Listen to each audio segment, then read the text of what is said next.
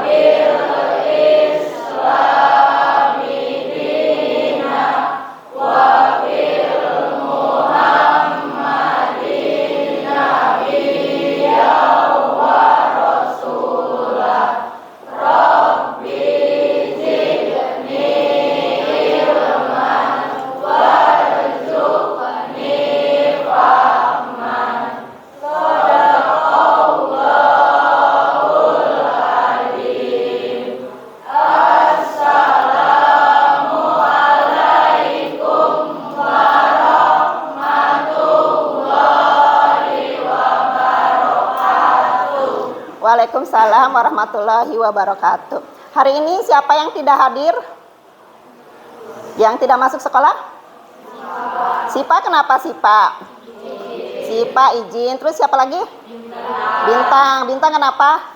Sakit. Sudah ada lagi? Sudah, berarti 2 orang yang tidak masuk. Nah, sebelum Ibu akan menjelaskan materi, sebelum kita memulai pembelajaran, ada pertanyaan yang Ibu akan tanyakan kepada kalian. Yang pertama, kalian pernah tidak terserang penyakit flu? Pernah sakit flu? Nah, sekarang Ibu tanya, bagaimana seseorang itu bisa mengalami flu? Kenapa kamu bisa sakit flu? Gara-gara apa? Karena cuaca. Terus selain cuaca karena apa lagi? Karena banyak minum es. Terus? Makanannya kotor. Oh, sebelum makan tidak cuci tangan. Ya, terus ada lagi? Dari apa? Dari polusi udara. Polusi udara. Terus? Ya. Selain itu, kenapa seseorang bisa mengalami flu? Karena seseorang itu terinfeksi oleh virus. Ya, jadi salah satu penyebabnya kenapa kalian pernah mengalami flu atau orang lain bisa terkena penyakit flu itu karena terinfeksi oleh virus. Sekarang Ibu tanya lagi, flu itu menular tidak? Menular. Jadi orang lain yang tadinya sehat bisa tertular flu tidak? Bisa. Kenapa bisa tertular? Dari apa tertularnya? Kalau ada orang yang sedang ngomong berhadapan, terus bisa tertularnya kenapa lagi? Lewat udara, lewat bersin, terus apalagi? Ada yang menambahkan? Ya betul, seseorang bisa tertular flu karena ada percikan droplet. Jadi saat kita bicara, saat kita bersin, saat kita batuk, kan suka ada cairan yang nyembur tuh ya. Kalau kita ngomong tuh kadang-kadang batuk bersin itu kan ada cairan itu namanya droplet gitu. Jadi bisa menular dari yang sakit flu ke orang yang sehat melalui droplet itu ya, bisa tertularnya. Nah, sekarang Ibu tanya, bagaimana cara mengobati yang sedang flu? Diobatinya dengan cara apa? Minum obat, berobat. Selain berobat bisa sembuh dengan cara apa lagi? Apa lagi? Ya, jangan minum es, banyaknya minum air hangat, terus istirahat yang cukup, minum vitamin. Nah, itu beberapa cara pengobatan supaya kita bisa sembuh dari penyakit flu. Bisa dipahami? Bisa ya. Nah, selanjutnya Selanjutnya kita pertemuan sekarang ini akan membahas tentang peranan virus. Nah, kan tadi kita sudah membahas ya kenapa orang bisa kena flu, itu kan disebabkan oleh virus. Jadi hari ini kita akan membahas tentang peranan virus. Nah, manfaat kita mempelajari peranan virus itu untuk mengetahui virus itu peranannya menguntungkan atau merugikan. Virus apa aja nih yang merugikan dan virus apa aja yang menguntungkan. Jadi hari ini kita akan membahas tentang peranan virus. Nah, tujuan pembelajaran hari ini ada dua. Yang pertama, setelah mengamati video, peserta didik dapat mendeskripsikan peranan virus dengan benar. Tujuan yang kedua yaitu setelah melakukan diskusi secara kelompok, peserta didik dapat merumuskan cara pencegahan penyebaran virus dengan tepat. Nah, sebelum belajar kita SBKing dulu ya. Kita tes konsentrasi kalian. Coba pertanyaan Ibu ya. Ibu mau bertanya, rambut berwarna apa? Hitam. Rambut warnanya hitam. Aspal berwarna? Hitam. Kerudung Ibu yang dipakai berwarna apa? Hitam. Celana Ibu dipakai warna apa? Hitam. Kelelawar tidur di waktu? Siang. Ya, malam apa siang? Tadi siapa yang jawab malam? Jawaban yang betul apa? Siang apa malam? Siang. Jadi yang jawabannya malam bagaimana itu? Dukung ya. Berarti belum konsentrasi. Oke, mau lagi? Mau lagi ya. Lanjut, sekarang Ibu tanya. Lantai berwarna apa? Putih. Kerudung kalian berwarna apa? Putih. Putih. Atap? Putih. Baju Ibu berwarna? Putih. Sapi minum? Air apa susu? Ya, air apa susu? Ah, yang betul minum apa sapi? Yang minum susu itu siapa? Tadi jawab susu. Ya, sudah ya, sudah bisa konsentrasi? Ya, jadi kita Ibu share dulu ya media Padletnya. Siapkan handphonenya ya.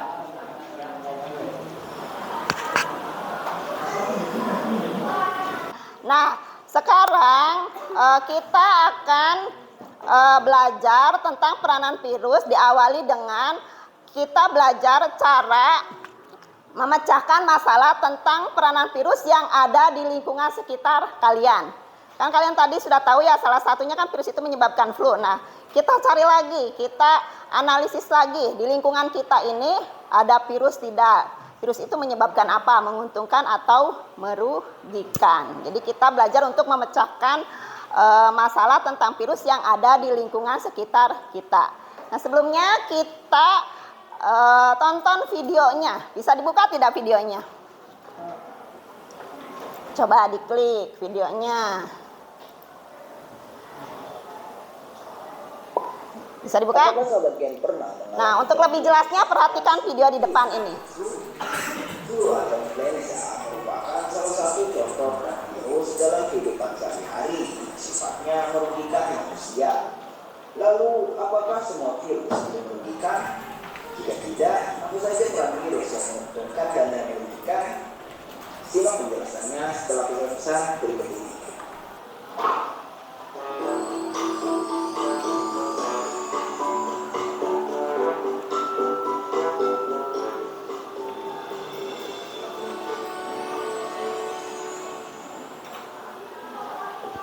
Mendengar kata virus, kebanyakan dari kita pasti memikirkan hal negatif. Meskipun virus identik dengan hal negatif seperti penyebab penyakit, tetapi peran virus dalam kehidupan dapat juga menguntungkan. Berikut adalah beberapa contoh peran virus dalam kehidupan sehari-hari yang dapat menguntungkan. Pertama, yaitu produksi vaksin. Sejak zaman dulu, virus sebenarnya telah membantu manusia untuk melawan penyakit. Pertanyaannya, bagaimana caranya melawan penyakit dengan agen penyebab penyakit? Tentu saja dengan vaksin. Kita semua mungkin pernah menerima vaksin waktu masih kecil. Vaksin seperti vaksin polio, campak, dan cacar sebenarnya adalah virus yang telah mati atau dilemahkan, yang kemudian disuntikan ke dalam tubuh kita.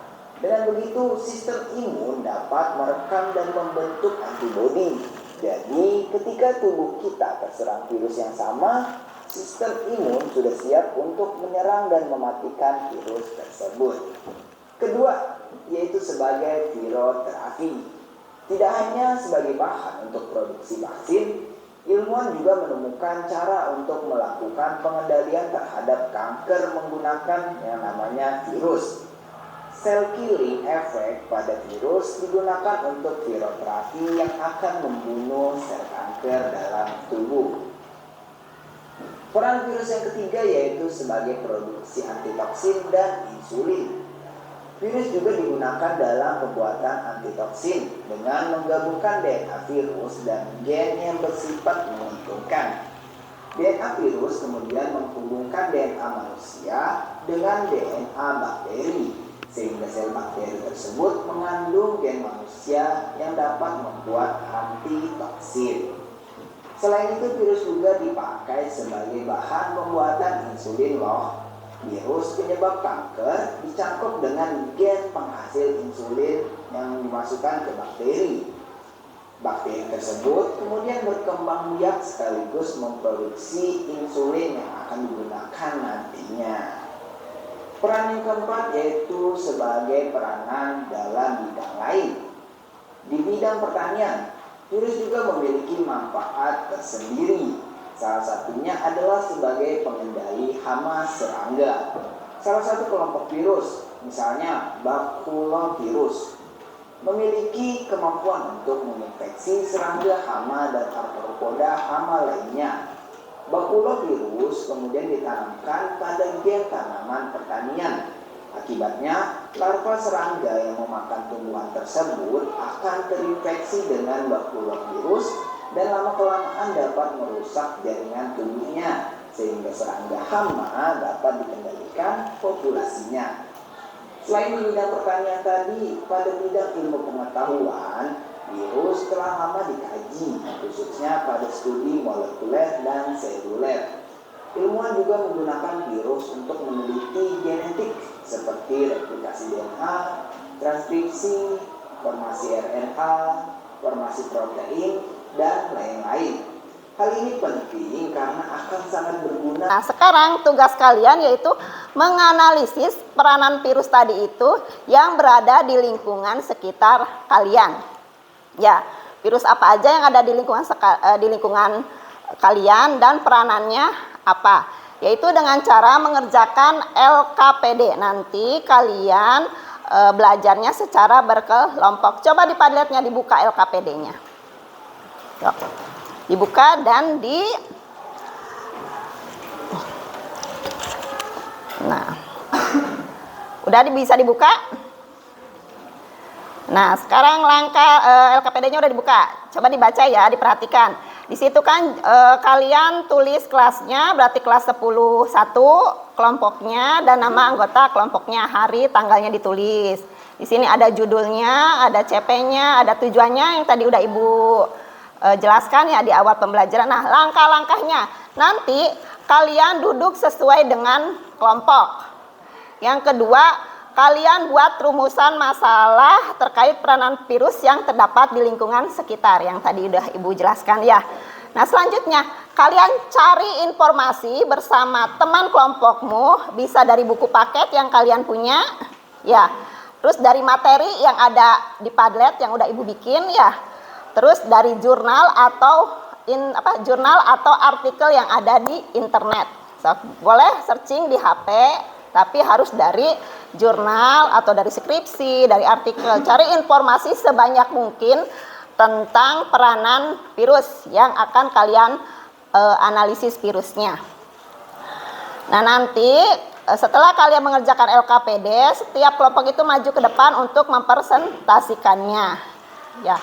Nah, di sini ada virus titik-titik. Nah, ini maksudnya kalian tulis virus yang akan kalian analisis, yang akan kalian pecahkan masalahnya. Selanjutnya yaitu membuat rumusan masalah. Sudah bisa cara membuat rumusan masalah? Ya. Sudah bisa ya. Selanjutnya, nah, jelaskan peranan virus yang kalian analisis. untuk apa aja, bagaimana, pokoknya dijelaskan dari literatur yang kalian baca.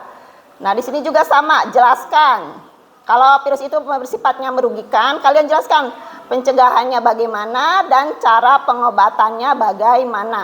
Nah, kalian jelaskan dari literatur yang kalian baca. Bisa ya? Bisa dimengerti? Saya. Nah, hasil kerja LKPD kalian tadi yang tentang peranan virus dan cara pencegahannya ya, kalian simpulkan. Setelah kalian analisis virus itu, kalian simpulkan. Selanjutnya kan tadi kalian mencari literatur ya. Nah, kalian bikin daftar pustakanya. Misalnya kamu tadi buku paket, tulis daftar pustaka buku paketnya. Kalian membaca jurnal, tulis jurnalnya ya. Bisa dipahami? Misalnya dari artikel. Nah, itu. Jadi tugas kalian menganalisis virus melalui LKPD secara berkelompok. Oke, silakan duduknya dengan kelompok masing-masing.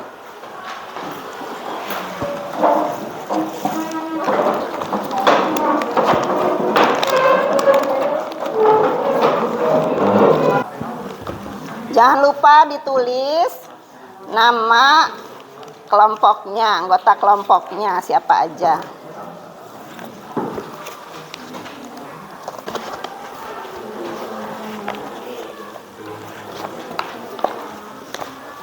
Di sini akan membahas tentang apa virusnya? Akan membahas virus cacar air. Kalau ini influenza. Kalau ini mau herpes. Oke. Yang ini mau campak. Sok, silakan. Jangan lupa ditulis ya nama anggota kelompoknya. Cara itunya sudah tahu? Cara menjawabnya ya? Sudah tahu kan langkah-langkahnya ya? Peranannya dijelaskan, terus pencegahan dan pengobatan tentang campak berarti ya. Nah, berdasarkan literatur yang kalian baca dari buku paket dan dari internet, dari jurnal atau skripsi ya, artikel. Sudah bisa? Ya, sok kerjakan. Oki, kelompok Oki akan bahas tentang apa? Tentang virus dengue. Menyebabkan penyakit apa itu? DBD. DBD, sok silakan. Nanti jangan lupa ya, jawabannya harus sesuai dengan kajian literatur dari artikel atau jurnal yang kalian baca. Bisa cara mencari jurnal artikelnya? Bisa ya dari Chrome, sok cari. Dari ini kan, dari situs kan? Iya, dari situ. Sok artikel tentang DBD, kan kamu kan bahas tentang DBD kan? Nah, sok nanti dibuat daftar pustakanya. Ya. Nah, kalian kan sudah mengerjakan LKPD-nya. Sekarang waktunya untuk mempresentasikannya. Coba yang lainnya perhatikan. Ya, siapa yang mau tampil? Kelompok siapa? Sudah? Sudah selesai semua? So, kalau sudah kelompok Oki katanya akan tampil. Yang lainnya tolong perhatikan. Nanti kalian bisa bertanya kalau ada kurang paham.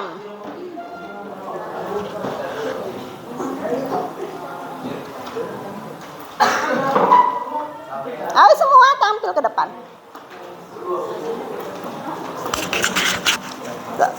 Oke, yang lainnya jangan ribut, perhatikan ke depan. Ya, nanti nih bagi-bagi. Siapa dulu yang aja? Oke. Dibacakan semua, Bu. Nah, berarti langsung jawabannya. Assalamualaikum warahmatullahi wabarakatuh.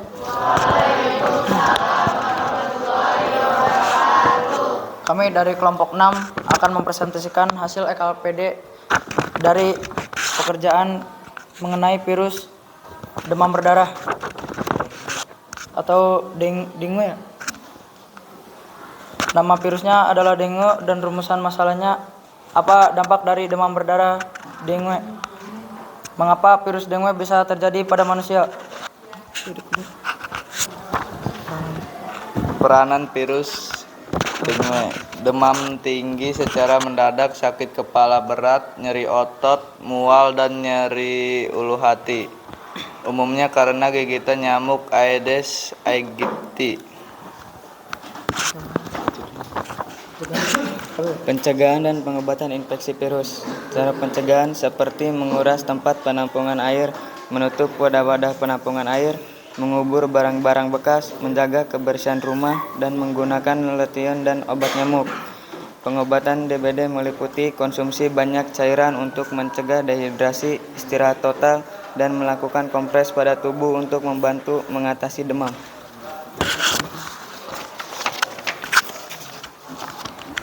Kesimpulannya, DBD merupakan penyakit yang disebabkan oleh infeksi virus dengue dan ditularkan melalui gigitan nyamuk Aedes aegypti. Daftar pusaka Kemenkes, data dan informasi profil kesehatan Indonesia, Jakarta 201.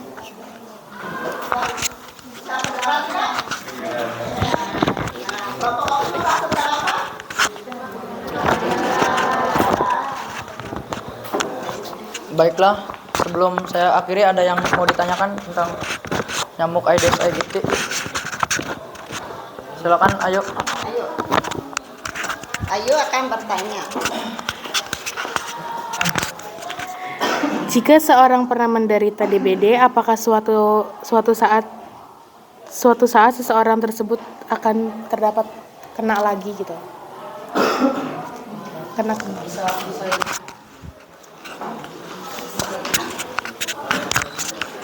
Bisa jadi karena mungkin seseorang itu melakukan ya kayak kotor gitu, tidak membuang sampah pada tempatnya, tidak membersihkan halaman rumah, bisa jadi terjadi lagi.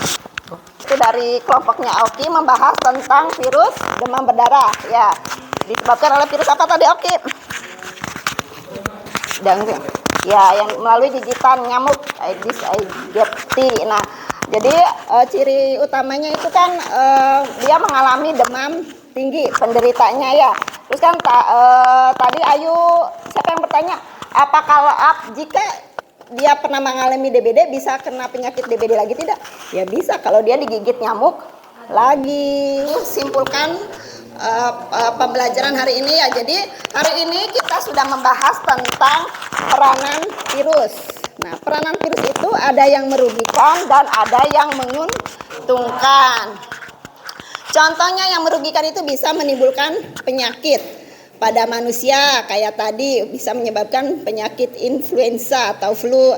Terus pada hewan misalnya tetelo, pada tumbuhan misalnya tungro. Nah, selain merugikan, virus juga ternyata ada yang menguntungkan. Contohnya dalam pembuatan vaksin, ya itu.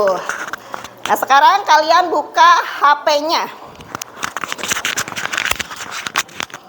Ya, kita akan melakukan tes formatif.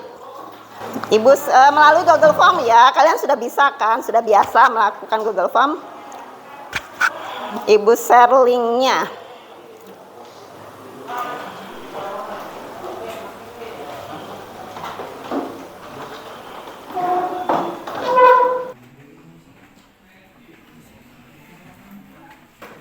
Ibu sampaikan untuk kegiatan minggu depan kita akan membahas tentang bioteknologi. Ya, itu melakukan refleksi itu terhadap pembelajaran hari ini. Nanti Ibu bagikan. Berapa? 5 orang? Ya, 1 orang 1. Jangan lupa tulis nama dan kelasnya. Ya, kalian pilih jawabannya iya atau tidak. Ya, tulis namanya dong. Namanya di mana, Bu? Di atas aja, di atas kan banyak tempat kosong. Ini berapa orang? Dan tulis.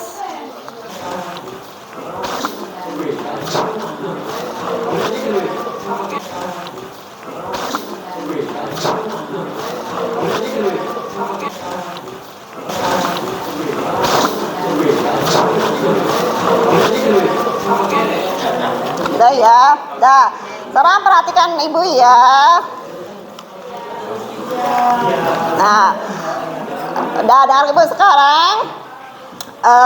Pembelajaran hari ini sudah selesai. Kegiatan dari awal sampai akhir sudah kita lewati. Semuanya alhamdulillah berjalan lancar. Untuk mengakhiri proses pembelajaran hari ini, mari bersama-sama kita ucapkan hamdalah. Alhamdulillah.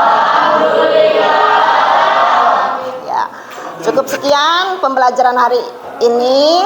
Wassalamualaikum warahmatullahi wabarakatuh.